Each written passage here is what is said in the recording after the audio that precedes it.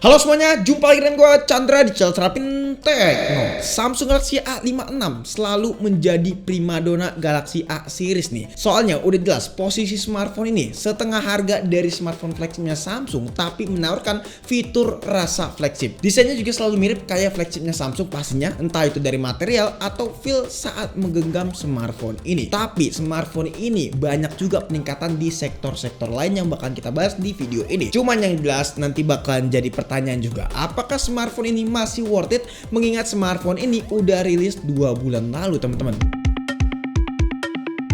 Di awal langsung aja kita mention bagian performance ini karena rata-rata orang yang beli Galaxy A5 series mengharapkan peningkatan performance yang masif. Untungnya ada peningkatan performance salah satunya dari segi SoC nih, yang dimana sekarang menggunakan Exynos tapi versi yang upgrade yaitu 1580. Peningkatannya itu hampir 25% daripada seri sebelumnya. Kita bisa lihat dari data benchmark yang kita tampilkan di tabel berikut ini, yang dimana Antutunya sendiri tembus 900 ribuan, lebih tepatnya hampir 1 juta tapi kurang 100 ribu.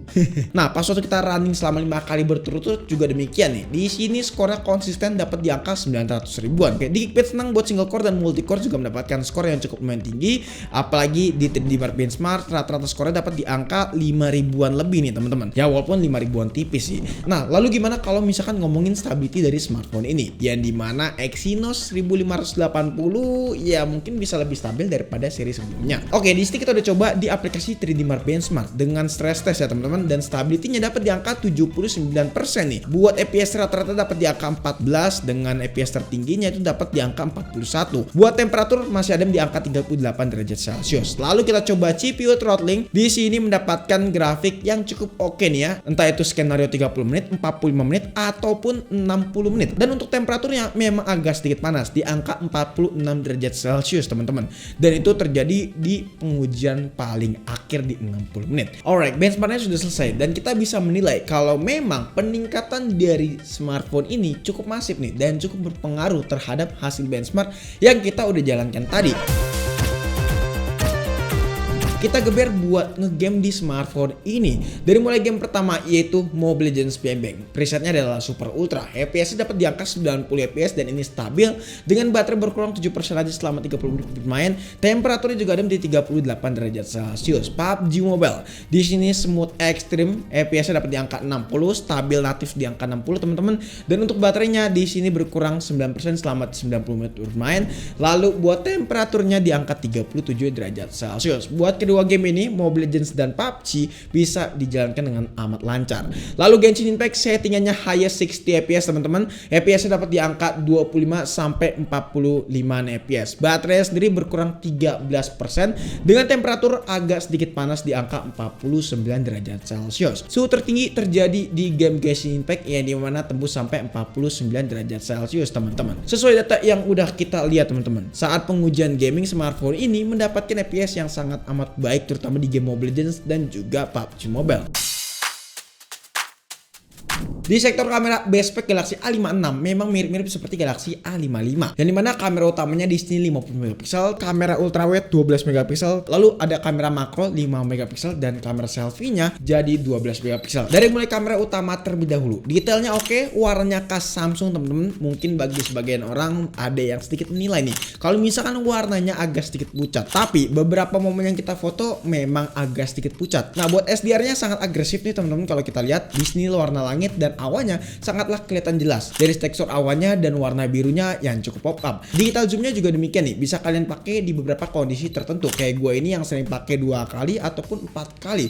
Karena kalau lebih dari itu hasilnya bakalan terlihat tidak sesuai dengan ekspektasi. Gue pribadi suka dengan karakter gambar yang diambil dari si smartphone ini dalam kondisi malam terutama. Karena Galaxy A56 terlihat masih bisa mempertahankan detail agar tidak menurun. Namun di beberapa kondisi gue menemukan noise yang cukup menonjol nih teman-teman. Apalagi kalau kita foto membelakangi cahaya. Algoritma smartphone ini mungkin agak sedikit bingung nih mau nge-highlight bagian mana. Tapi kalau kita foto dengan menggunakan mode malam, kita bisa mendapatkan hasil foto yang mantap walaupun terlihat warna karakter si HP jadi lebih pop up teman-teman. Lain cerita kalau misalnya kita menggunakan kamera ultrawide yang dimana di sini upgrade-nya oke nih ya. Bisa dikatakan hampir mirip-mirip seperti kamera utama. Ya tadi udah gue bilang, di beberapa momen gue menemukan hasil kamera utama alias kamera kamera main kamera teman-teman, itu menghasilkan detail yang lebih tajam. Walaupun memang kamera ultrawide-nya si HP udah 50 megapiksel, tapi masih di beberapa momen gue menemukan hasilnya tidak seperti di kamera utama. Terutama dari segi warna yang agak sedikit jomplang alias ngedrop ya teman-teman. Walaupun masih bisa mempertahankan warna seperti khasnya HP Samsung. Oke, ini buat hasil kamera depan, resolusi 4K 30 fps.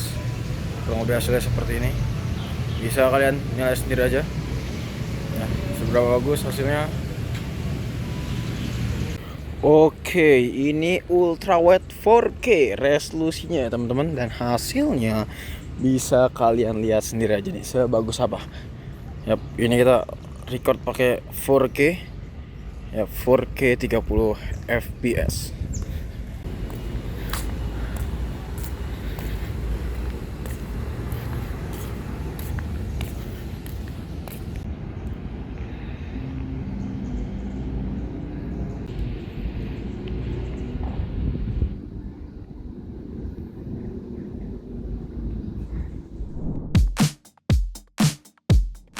Oke, sekarang kita bahas AI-nya. AI yang diimplementasikan di Galaxy A56 ini bisa dikatakan mirip-mirip seperti Galaxy S series teman-teman. Walaupun nggak semua AI dimasukin ke Galaxy A56, basicnya dia tuh menggunakan versi AI yang berbeda. Tapi yang uniknya di sini AI yang gua pakai yang paling penting kayak misalnya base face, ya ini ada nih teman-teman. Terus juga ada object eraser yang sekarang lebih improve, auto trim, dan juga beberapa AI lainnya yang pastinya memang nggak selengkap di Galaxy AI. Tapi setidaknya intelligent feature membawa AI yang mirip kayak Galaxy AI teman-teman.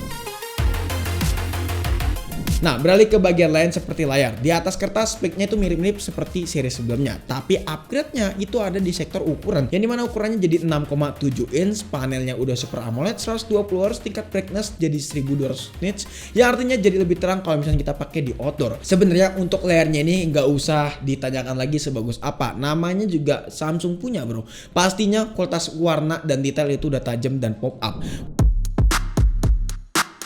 Baterainya sendiri kapasitasnya masih sama 5000 mAh teman-teman, dan untuk fast chargingnya meningkat jadi 45 watt yang sebelumnya cuma 25 watt aja. Screen on time-nya sendiri ya HP ini bisa bertahan standar aja 6-8 jam untuk penggunaan kasual teman-teman. Tapi dengan screen on time seperti itu, menurut gua smartphone ini udah bisa banget buat dipakai daily.